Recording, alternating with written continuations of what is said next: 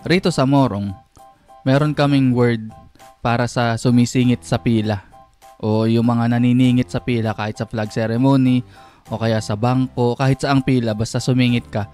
Ang tawag namin riyan, obal.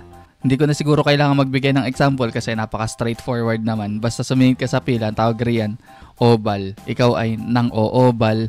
Nag-evolve na rin kasi imbis na nang oobal, naging nangongobal. Pagkakatanra ko, merong tropa na nagtrabaho sa Maynila. Tapos merong pila, ay yung katrabaho niya, sumingit sa pila. Ang sabi raw niya, huwag kang mangobal. Kasi hindi naintindihan. Kaya pag nakarinig kayo ng mga nagsalita na nagre-reklamo, tapos sinabi nila, nangongobal ito o huwag kang mangobal. Ibig sabihin niya, huwag kayong sumingit sa pila.